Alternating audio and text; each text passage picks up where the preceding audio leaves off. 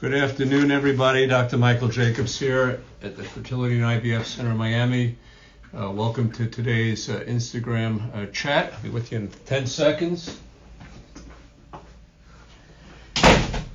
Today's topic is IVF, egg retrieval, expectations and management. So a lot of our patients end up in treatment with in vitro fertilization. IVF is a process where the eggs are fertilized in a dish in some culture media, and the embryos are grown for 5 days, and then the embryos subsequently can be transferred back into the uterus, either fresh or after biopsy for genetic testing. The process that takes place prior to getting the eggs is to have a woman on a series of fertility drugs for between 9 and 12 days. During that time, you're monitored with ultrasounds and blood tests so that we can adjust the dose of medications. And then comes the day that most people are most anxious about, is the day of egg retrieval. And it's reasonable to be a little anxious about that date, because this obviously is going to give us the information on how many eggs are we going to get, and are they good quality eggs, how many potentially are going to fertilize, and it really begins to cement the process going forward for patients. So what happens on the day of egg retrieval? In our practice, almost all of our egg retrievals are done in an office setting. We were the first practice in Florida 28 or 29 years ago that started office-based egg retrievals. They're done with sedative anesthesia. So when you come into the office the day of egg retrieval, the first thing you do is check in as you normally would. A nurse will bring you back to change, where we have you empty your bladder if you haven't recently done that, change into a gown, and then we bring you into the procedure suite.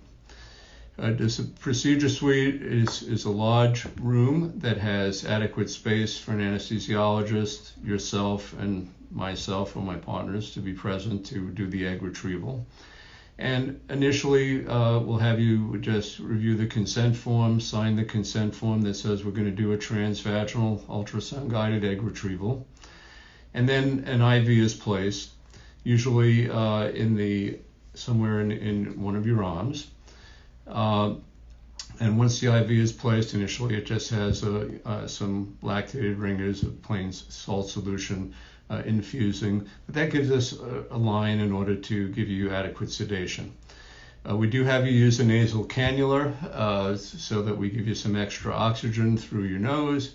And if you don't have any trouble breathing, obviously because of the COVID issues, we do ask you to bring one of your masks with you.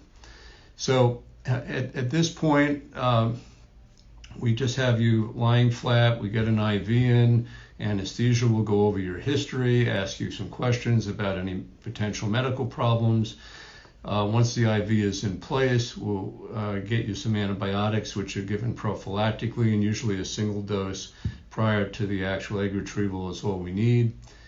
And once everything is all set, you basically have an IV put in, you've signed the consent forms, you've spoken to the anesthesiologist.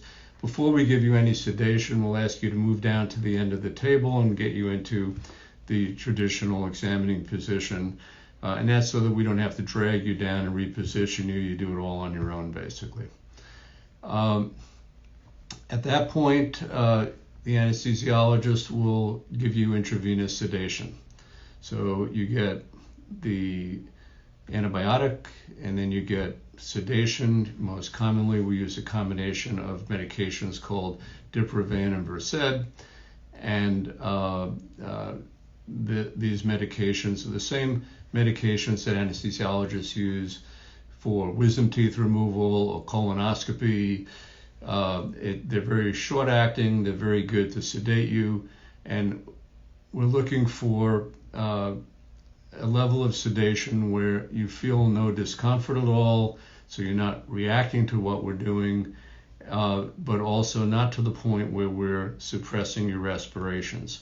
And so you're breathing on your own throughout this process. We don't have to intubate you. We don't have to put an oral airway in. You're breathing on your own. You have some nasal oxygen, and you're sedated. At this point, the egg retrieval is performed, and that's done with ultrasound guidance through the back of the vagina. So just like when we do an ultrasound for diagnosis or for looking at the follicles grow, in this case, we're doing the same vaginal ultrasound, and by identifying the little black lakes where the eggs live, we can guide a needle into that black lake of fluid and aspirate the fluid. Depending on the number of follicles present and our sense of are they going to be more difficult or less difficult to remove, the process can take anywhere from 20 minutes to 45 minutes. And it doesn't always correlate with the number of eggs. Sometimes someone has a lot of eggs, it's easier to remove those than someone that just has 3, because when you just have 3, sometimes they're not as good quality and they're more stickier and it takes us longer to get them. But we will try and get an egg from every follicle. So you've had ultrasounds and you're getting up to this egg retrieval point, and the big question we always get is, well, how many eggs am I going to get? What do you expect to find? And as I try and get people to recognize that not every follicle, which is what we see on ultrasound the day or two, let's say 2 days before the egg retrieval, not every one of those little black lakes is going to contain an egg, and not every egg that we get is going to be a good quality egg. But usually the follicles that are 15 to 20 millimeters in size, that have shown appropriate growth over the previous couple of days, will usually contain a decent quality egg, a mature egg. And when we do the egg retrieval, we go through each follicle, we try and get one out of each follicle as best we can.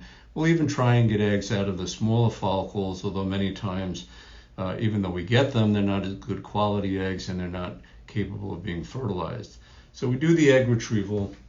The process takes, in general, between 30 minutes and 45 minutes for most patients. We get a group of eggs and they're sent to the laboratory.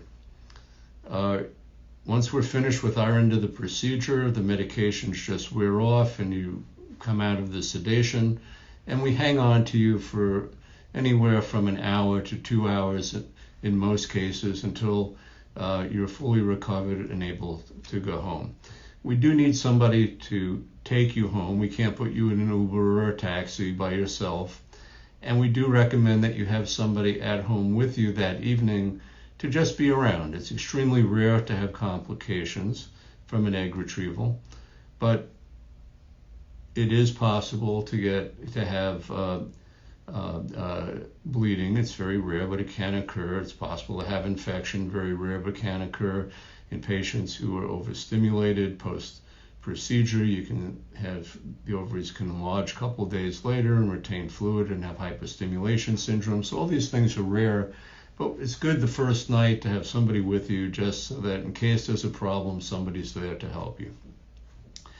And it's very unusual for us to have problems, but it's always good to have the safety of another person around. So now we have a bunch of eggs that went to the lab. We're going to tell you how many eggs you got before you go home. So your partner on that day has got to give us a sperm sample, unless we've cryopreserved the sample to use.